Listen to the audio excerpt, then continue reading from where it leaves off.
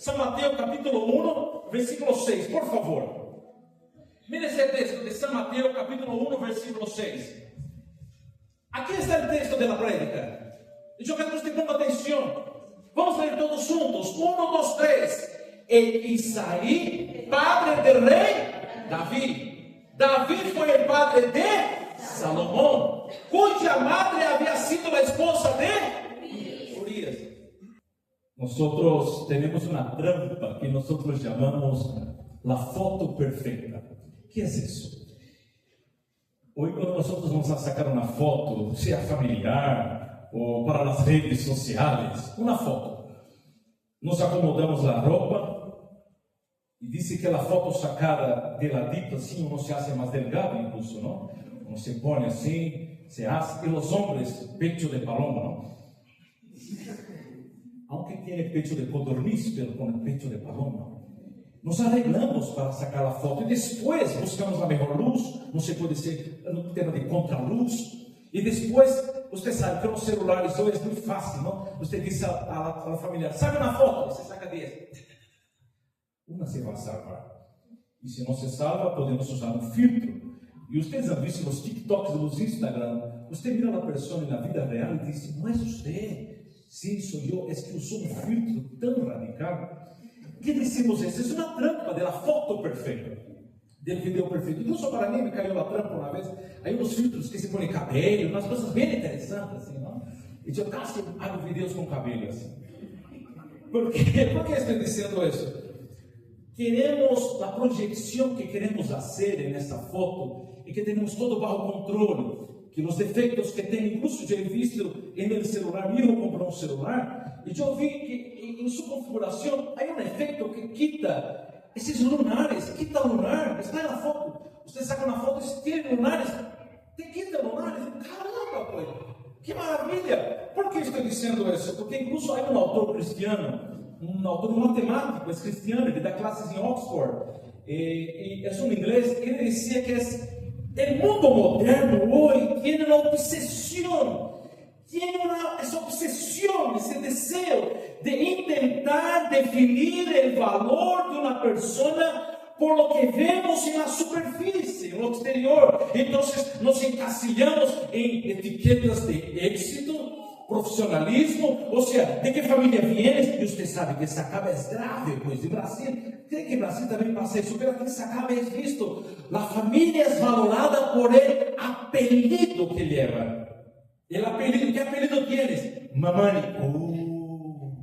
¿qué apelido tienes? Flores, El apelido entonces recibe más valor. Es una cultura, es muy común eso en la cultura latinoamericana y en la cultura asiática. Igual es definido por el apelido que tienes.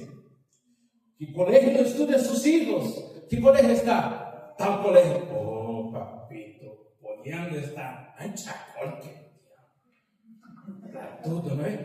Está bien, no está mal poner en buenos colegios, no está mal, pero la definición de quiénes somos definidos por el apelido, somos definidos por la apariencia que tenemos, somos definidos por qué colegio están nuestros hijos y somos definidos. Ese álbum familiar tiene que verse impecable, no puede haber manchas familiares, la familia tiene que ser perfecto para que la sociedad te va a aceptar, pero si tienes alguna grieta, se seu hijo estudia em uma fiscal, se você vive em uma zona periurbana de Sacaba, por los cerros, ou quizás viene caminando a la igreja, ou quizás não tiene a família perfeita que as pessoas estão dibujando, aí entonces te hacen a um lado. E é interessante porque a mim me gusta vestir assim, e as pessoas nos miram por a roupa que vestimos. E hubo días de tener 10 bolivianos en mi billetera y me tratan como si fuera millonario, pues. Nos gusta, ¿no? Doctor, pase más. Una vez fui a la cárcel visitar a un hermano, un esposo de una hermana de la iglesia que estaba encarcelado. La hermana dijo, pastor, anda a la cárcel visitar a mi esposo, ¿no? Y fui en Brasil y puse saco, ¿no? Fantasía de pastor, ¿no? Corbata. Llegué a la policía. Doctor, pase por favor. Pensou que já era abogado del homem que estava aí. Passa nomás. Ok, muchas gracias. Yo me porté como doctor, ¿no? Muchas gracias. Doutor, por favor, assim, eu não era doutor. Eu estava como pastor, que é superior ao doutor, por si acaso. Pero me ha tratado como doctor e eu recebi as pompas e circunstâncias. Pero mira como somos juzgados por aparência. E para terminar essa parte, eu já fui enganado mucho en Bolívia. Já, por si acaso, me enganado. Eu mirava pessoas que diziam que bacana, pobrecito, esto, ¿ves? Eu mirava, de pronto entrava em seu Hilux 2026. Dizia, ¿quê?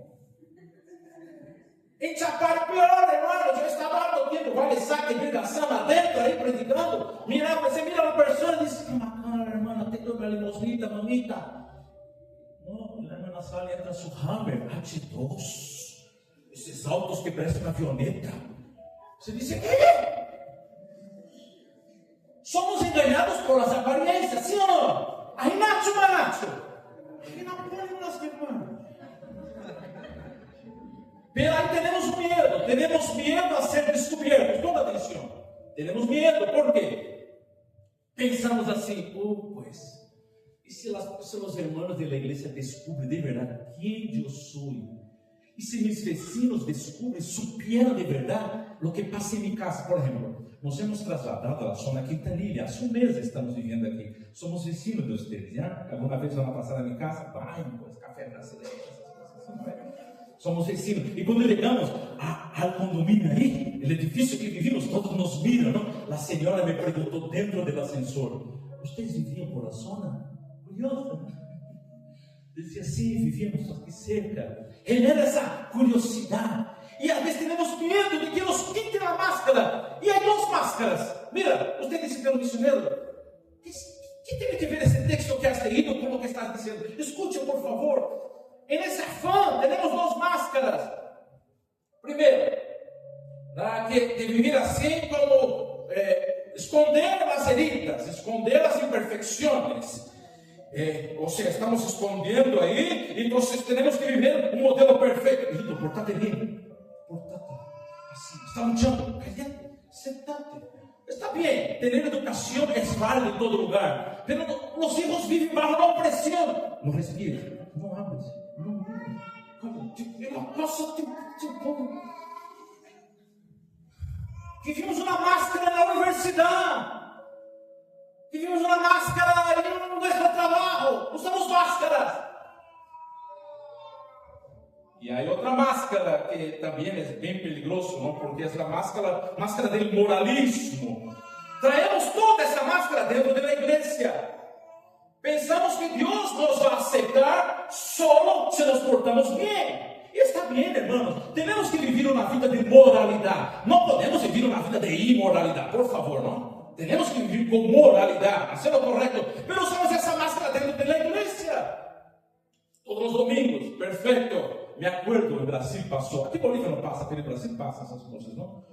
Estávamos chegando com minha esposa à igreja. Fomos visitar uma igreja cerca de minha casa. E quando estamos na calle da igreja, uma pareja peleando, pues. A senhora golpeou, não sei se foi o homem, a senhora golpeou, era uma Brasília. A porta, pum, a porta. Golpeou, saiu os dois assim, não? Quando chegou na porta da igreja. E eu com minha esposa miramos assim, o quê? Amor, hablé com ela, miramos, assim tem que portar, sabe? Que peleamos assim na igreja, nos portamos, não é? Está mal, pues. Em la calle. E eu mirei e disse, o que há aí na porta? Será que puseram um transformador de comportamento? Esse capítulo de São Mateus é o árbol genealógico de Jesus. Se você vai ler esse texto, você vai ver que aí vai dizer que vai generando, e generou a tal pessoa, e vai indo, os nomes estão todos aí. Alguns dizem, essa lista parece um tanto aburrida, não? Pero por que tinham lista de genealogia na Bíblia? A vezes uno está lendo a Bíblia, não? E quando chega a genealogia, já não sueño, pues. Como assim? Abraão foi o padre de Isaac, Isaac foi o padre de Jacob, Jacob padre de Judá, e seus irmãos Judá foi o padre. Te dá um pouco, parece que é algo aburrido, pero não. O significado dessa lista significa que Jesus vino de uma geração de Abraão. Jesús vino de David para cumplir las promesas que estaban aquí. Está diciendo ahí, y nació, y Jacobo fue el padre de José, y fue esposo de María, la cual nació Jesús, llamado el Cristo. Hay una lista, el árbol genealógico de Jesús. Pero aquí hay algo interesante, porque en ese árbol, la familia de Jesús está el nombre, no está el nombre, está un título. Había la madre, Isaí, padre de David. David tuvo Salomón, fue padre de Salomón. ¿Quién fue la mamá de Salomón? ¿Dónde está el nombre de la señora? No está el nombre de la señora. Hasta o Oscar apagó el nombre de la señora. Gracias. El nombre de la señora. Manacante. No hay. Fue la esposa de Urias. ¿Cómo así? ¿Por qué está escrito eso? Y nosotros vamos a ver ahora el porqué de esa historia. Primero empecemos con David. El mejor currículum, la mejor historia, el mejor apellido de la ciudad, del reino de Israel. Rey David. Rey David. Tenía su apellido, no sabemos cuál era, pero su nombre era David. ¿Quién era David? David fue ese hombre que fue ungido por Dios, elegido por Dios, un hombre según el corazón de Dios, derrotó el gigante Goliat. Un nombre tremendo, rey David. Incluso las mamás quieren poner su nombre a su hijo. David, ¿cómo se va a llamar la guagua? Sotile, David. Y más Sotile, David, con gusto le habla, ¿no? Me llamo David porque es un nombre hermoso. Escribió los salmos que cantamos hasta hoy. Un hombre ejemplar. El propio David decía: oh Señor, me agrada, Dios mío, hacer tu voluntad. Ese hombre de David tenía la reputación más limpia, el currículo más impecable. Si fuera para ser contratado por una empresa, lo primero que sería contratado sería David. La familia más hermosa de Jerusalén estaba ahí. Era literalmente el héroe nacional, incluso más héroe que fue Simón Bolívar para Latinoamérica, un gran hombre, el rey David.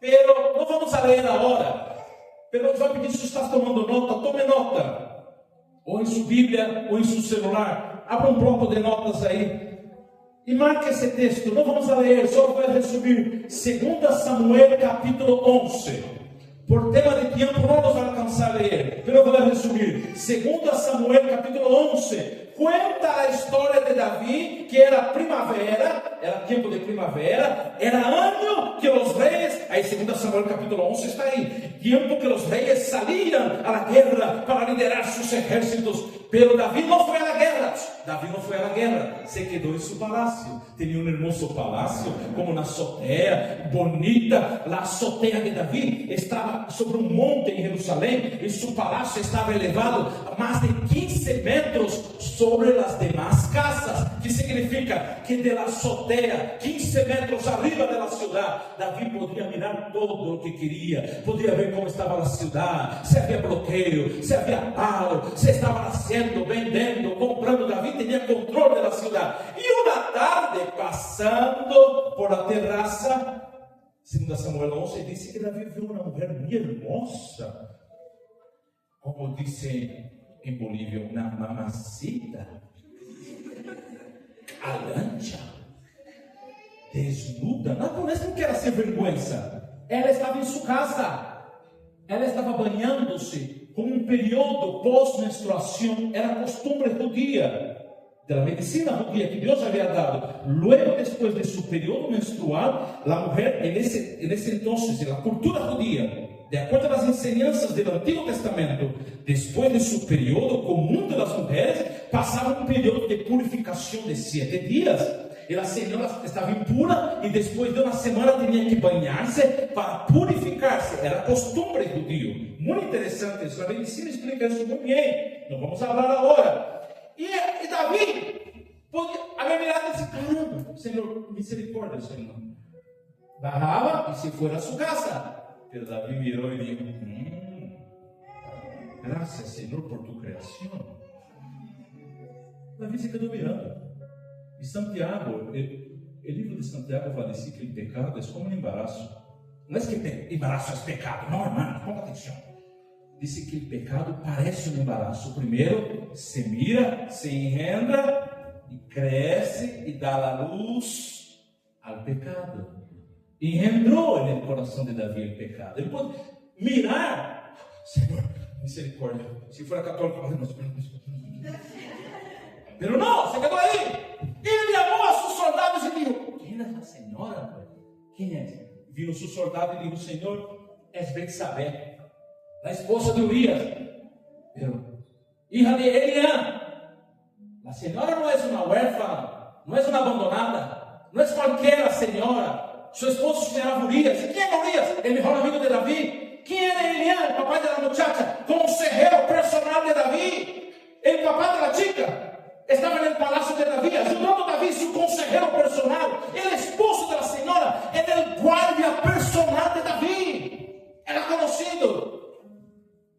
David podría haber dicho: pues entonces que el Señor bendiga a Urias. Podría haber terminado ahí, pero no terminó. David dijo: trae la señora.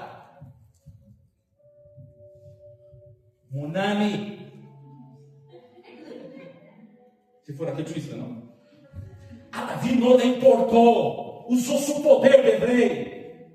Ha traído a la señora, no para una taza de té. Vete a sentar, vamos a tomar té. No, la Biblia dice que David la atraído y se acostó con ella. No fue a charlar, mira TikTok. No. David se acostó con la señora casada. Su esposo, ¿dónde estaba en la guerra? Ahora escúchame. ¿Por qué esta historia está escrita aquí? Orlando, es la Biblia. ¿Qué tal, pues? Está feo eso, no me gustó. Dios permitió que esa historia estuviese escrita aquí por un propósito. Y les voy a decir ahora, enseguida. La Biblia no es propaganda política, que tiene que ser perfecto. La Biblia no es un currículo para conseguir empleo, que tiene que ser perfecto. Hay un registro honesto y real de la condición humana. Esa honestidad de la Biblia prueba que la Biblia es verdadera. E incluso a veces es una excusa para los que no creen en la Biblia decir: mira, yo no creo en la Biblia. Porque mira esas historias, ¿qué nada que ver? Es un libro santo. ¿Cómo vas a tener esas historias? Y vamos a ver qué historia es esa. David se acostó con la señora. Pero ¿cómo llega a ese punto? ¿Cómo David llegó a ese punto? Porque podemos mirar y decir: desgraciado David, mira, mujeriego. La señora sin vergüenza, luchando desnuda, pues. Mira cómo se viste la señora. Así es culpa de la señora, es culpa de David. Podemos decirlo, si le muy fácil. Terminó la prédica que dice: hermanos, no miren las señoras desnudas como David. Amén. La prédica no termina aquí. No es una prédica moralista. Ya sería muy fácil decir: hermanos, cuidad sus ojos, no miren a las señoras, y decir a las hermanas: van a vestir pues. No, esa es una prédica muy moralista. Y no es eso que está escrito aquí. No es eso. La enseñanza no es esa. Aunque no debemos hacerlo. Pero escuchen eso. El pecado nunca llega de golpe. Pecado no es cáscara de plátano. Que estamos caminando, caí en pecado. No. El pecado son como semillas. El pastor Trot Keller, que falleció en 2023, él dice que el pecado es como semillas, como bolotas, que viven dentro de nuestros corazones. Usted dice: no, a mí no, misionero, andate, porque aquí vive la presencia del Señor. Sí, estoy de acuerdo, pero ahí adentro hay semillas, bolotas que están ahí adentro. Mira, y solo está esperando un suelo fértil para que esa semilla de dentro de su corazón caiga y genere el pecado. En otras palabras, el pecado nunca llega de golpe, va llegando. Solo falta encontrar el suelo correcto. ¿Cuál fue el suelo correcto para David? Su descuido, su abandono de la guerra. El rey debía estar en la guerra, no caminando sobre su azotea como un perezoso, como un vago. David estaba como un vago ahí mirando. Debía estar en la guerra con sus soldados. Y la señora fue el suelo perfecto. Fue la mirada, fue la oración, y fue engendrando el pecado. Ahí fue germinando, fue fertilizando, abonando la tierra de ese pecado. Y la bolota, la semilla que estaba en el corazón, ese pecado oculto en el corazón de David. Mira, David podría haber dicho después, David, mira la excusa de David. David, ¿por qué pecó? Mira, pues yo merezco, solo fue una diversión, una noche nomás, 15 minutos, nomás. Afinal, eu mereço, eu sou rei, mas eu oído tantos anos de Saúl. Você não entende o sacrifício que eu hice por esse país, Israel. Eu sou rei, mereço uma diversão. Davi não se sentia um pecador, ele se sentia uma vítima. Eu mereço. Mira como estou, abandonado. Sou rei, nadie me valora. Ahora você pensa que eu e você estamos guardados destes pecados. Quizás a los hermanos maiores piensan, yo no, hijito, yo no puedo, soy viejito. O los más jovencitos van a decir, yo no, pues, yo estoy preocupado con otras cosas. No hay edad, de mayor a menor, hay esa semilla. Essa semilla está guardada, mira. Passado um ano, e a Bíblia vai dizer que a senhora se embaraçou. Por quê? Depois de sua menstruação, depois desse tempo, vino o período fértil da senhora. É fisiológico, é o corpo da mulher, é assim, pois. Depois do período menstrual, passa um tempo, vem o período fértil, e quando a senhora vem a acostar-se com Davi, a senhora está em seu período fértil. É como alto nuevo. E a senhora se embaraçou, irmã, se embaraçou a senhora, e sua esposa está na guerra. Agora, e a senhora vem de novo ao palácio. Davi, embaraçada estou. E agora? Que hago? Já é isso, pois, está embaraçada. E Davi se põe na mão na cabeça e disse, caramba, pois, és mulher de meu melhor amigo. Eu pensei que era só uma noite de prazer, mas aí 15 minutos. E mira, a senhora embaraçada, por que não cuidaste, Rita? Você deve que não te cuidaste, a pílula, não sei o que passou. Não havia nada. Se embaraçou, já está em pecado. E agora, para resumir, Davi chama Urias da guerra. Vem, Urias, vem cá ver sua esposa. Não, vem cá ver sua esposa. Não, vem visitar sua esposa. E Urias chega todo feliz. Mi rei, mi senhor. E Davi lhe dá comida, lhe emborracha Urias, esta Urias, hablando. E o Davi dijo, aprovechar da tu casa. Hace tempo que não te acuesta com sua mulher, não vem, Urias? Ei, senhor, la bonita me trae. Anda, Urias, anda. O nível te espera. Já está embaraçado, Urias. Já é isso o trabalho, não hablo isso. Já está. Anda, Urias, a sua casa. Urias não foi. Há um borracho era mais sobra que Davi. Dormiu afuera do palácio. Davi disse, caramba, o homem não caiu em mis planos. E entrou outro plano mais oscuro. Chamou a Urias e disse, Urias, volve à guerra. Pero levanta essa carta. Deu uma carta a Urias, que na carta estava escrito assim, al comandante Joab, tio de Davi, pone Urias al frente de la batalla. E deixava aí nomás. Davi foi com sua carta todo feliz por vir à guerra, não? Mira, Davi, confia em mim. Estou levando uma carta, mas nadie viu a carta. Só o Joab poderia abrir. Quando ele levou a guerra, Joab abre a carta. Mira Urias. E empieza a guerra. Pone Urias na frente da batalha. A batalha é terrena, é fatal. Urias muere. E Joab manda avisar a Davi. Murió Urias. E Davi dijo, assim mueren os valientes na batalha. Hipócrita. Assim mueren os valientes na batalha. Seu amigo havia muerto. Pero Davi está mais preocupado de livrar sua piel, de livrar sua cara. E agora, a senhora está viúva. E Davi, o héroe nacional, manda levar a senhora e diz, vem, eu sou o protetor das viúvas. Como Chapolino, ¿ven?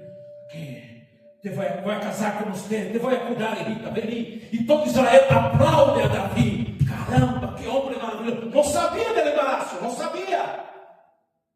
Todos aplauden a Davi. Que fiel, que hombre, mira, su mejor amigo murió. Ahora va a cuidar de la viuda. Que lindo, Davi. Y pasa un año. La obra está oculta ahí. Nadie sabe. Pero São Mateus, por favor, 2 Samuel capítulo 11, versículo 27. Versículo 27 dice así, que lo que pasó, 2 Samuel 11, 27. Podría decir, y al final todos vivieron felices para siempre, como los doramas, las novelas, ¿no? Qué lindo, cuidó de la señora. Mira qué lindo ese David. Después del luto, David mandó que se llevara al palacio. La señora la tomó por esposa. Con el tiempo, ella le dio un hijo, el muchacho. Sin embargo, lo que David había hecho desagradó a los ojos de Israel. David era un héroe. Pero la historia no termina tan bonita como las novelas mexicanas. Termina desagradando al Señor. David pasó un año escondiendo. Natán va, se acerca a David. Natán vai hablar con él y profeta Natán confronta a David. David, tú pecaste. Natán cuenta una historia y muestra el pecado de David. Tú eres ese hombre pecador. David es confrontado ahora. David sufre la consecuencia de sus pecados. Y David escribe el Salmo 51. Ya está tomando nota en su celular, en su cuaderno. David, en ese tiempo de arrepentimiento, escribe el Salmo 51. Diciendo, ten misericordia de mí, oh Dios, por tu gran misericordia perdona mis pecados. Y David no pone ahora, después de confrontado, su pecado revelado, el embarazo ahí, y ahora ya no hay donde esconder más. Ahora, hermanos, ponga atención, ahora es muy serio.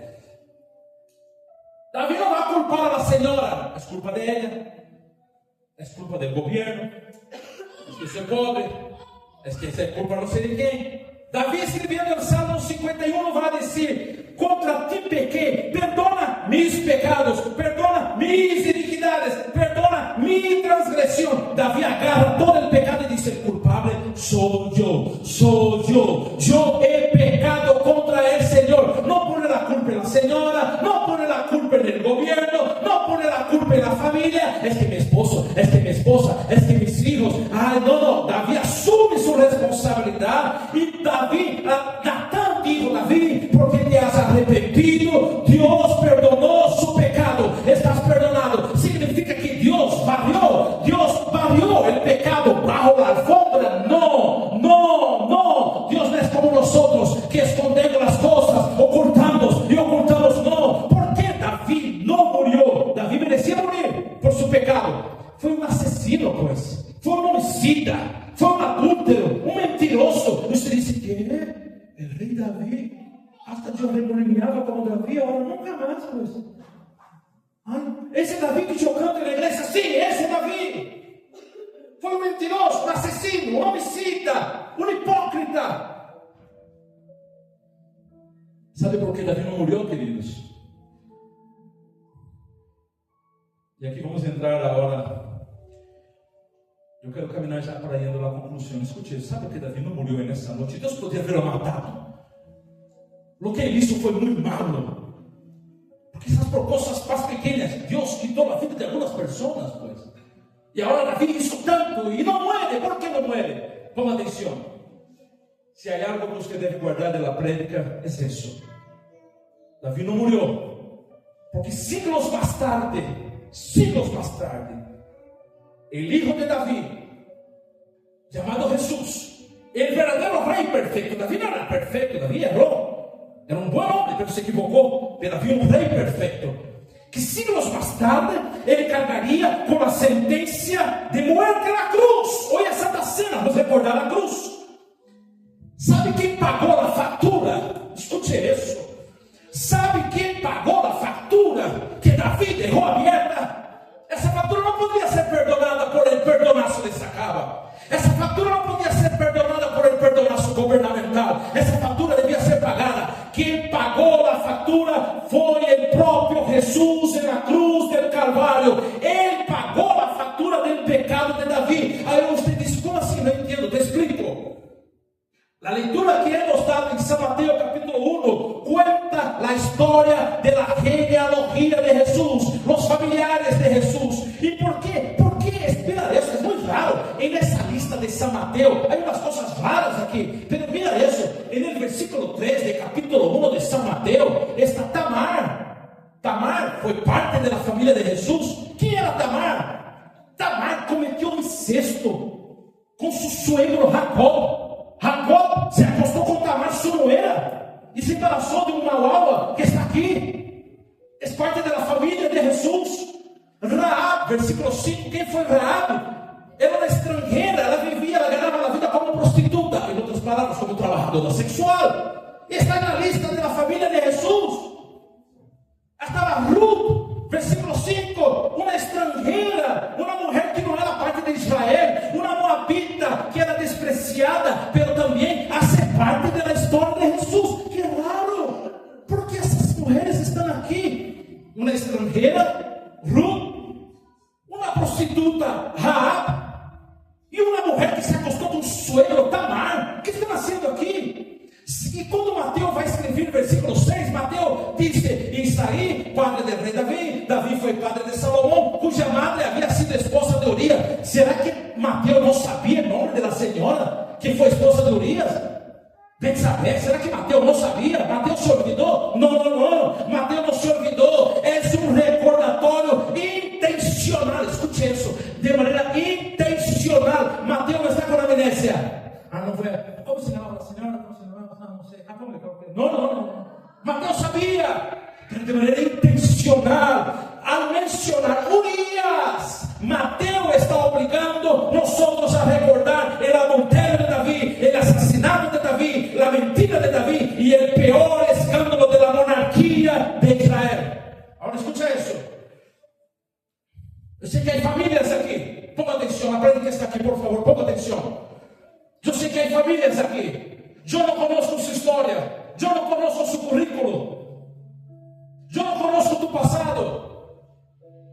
Não tienes que tratar de seguir fingindo que eres uma família perfeita. Não trates de hacerlo. Eu não conozco su passado. Não sei de onde has venido. Eu não estou falando de onde has nascido, que isso é fácil de descobrir. Não sei que has hecho. Quando fuiste a Chile, quando fuiste a Brasil, quando fuiste a la província, lejos de sua família. Não sei o que existe. Mas eu sei. E a conclusão é essa. Duas realidades que estão aqui hoje. Há dois grupos de família aqui hoje. E eu vou pedir por el Espírito Santo de Deus que você reflexione agora. Que grupo de família eres tu? Padre, madre de família. Que grupo estás? O primeiro grupo que está aqui. Às vezes pode pensar: caramba, minha casa é um desastre, pois. Minha família está um desastre. Minha família está rota. Não puedo mais. Não sei onde está meu filho, não sei onde está minha esposa, minha família está um desastre. As Escrituras nunca ocultam as heridas. Está mostrando aqui um grande pecado de um grande homem. O Evangelho, o verdadeiro Evangelho, não te diz: portate bem para que Deus te aceite. Nunca te digo isso. Isso disse Papai Noel. E Deus não é Papai Noel. Nos portamos bem, mas não para ser aceitados por Deus. Deus está dizendo: Deus te ama, Deus te rescata famílias que não merecem. Deus rescata famílias que não merecem através de um perdão que não pode comprar. Se sua família está rota, você vem aqui, sua família está rota, estás no lugar correto. Jesus é especialista em restaurar famílias em ruínas. Mas também há outro segundo grupo de família. Vamos orar. O segundo grupo de família é para você que já vem anos à igreja. Você participa da Santa Cena. Você faz as coisas na igreja. Mas por detrás de tus sonrisas dominicales, por trás de tus sonrisas na igreja, você está carregando o mesmo ídolo que tinha Davi. Que ídolo é esse? Nós hemos sacrificado tanto por a igreja, hemos dado todo. Eu mereço que me deem respeito. Eu mereço isso. Como Davi dizia: eu mereço.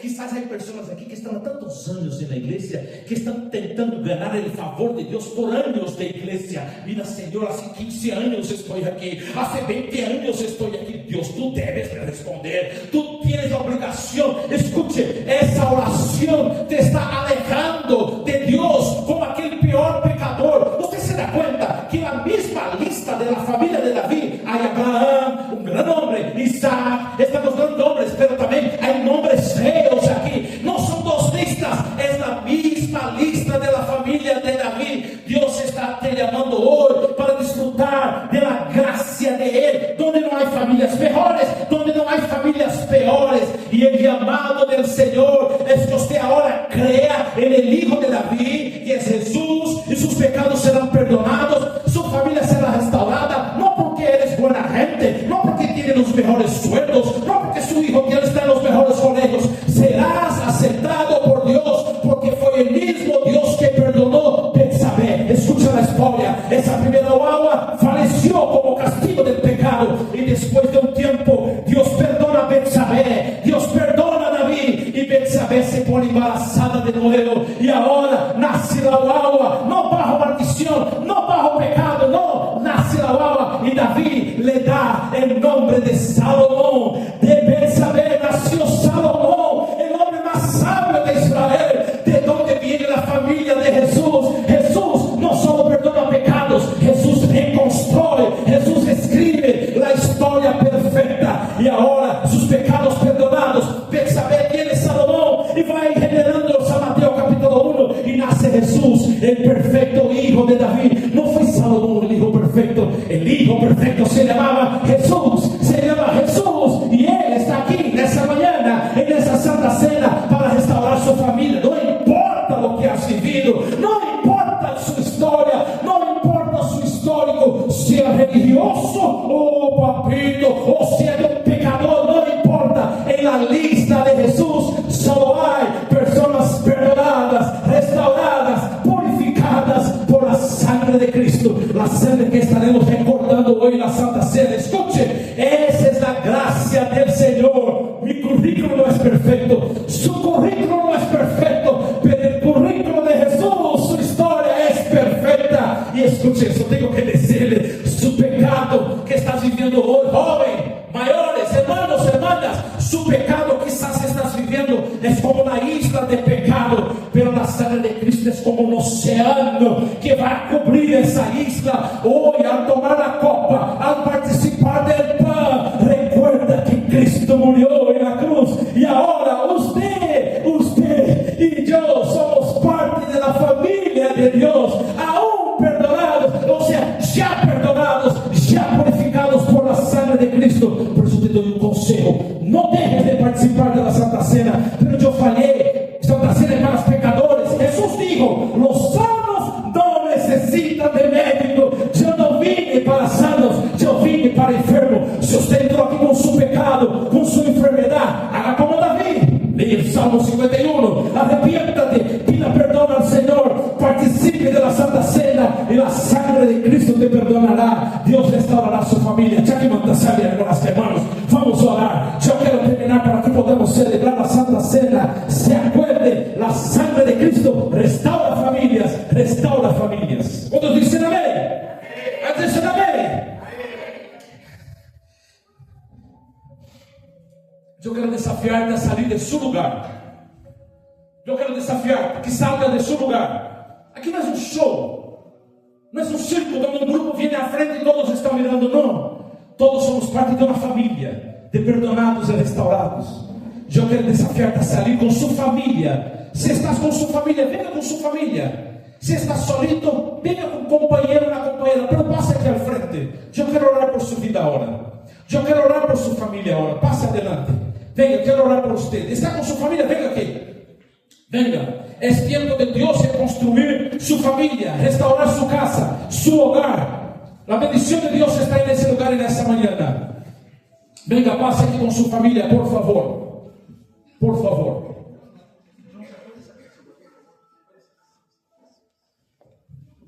Venga, suba aquí, pase aquí. Pase aquí, por favor. Venga, familia. Venga. Venga, familia.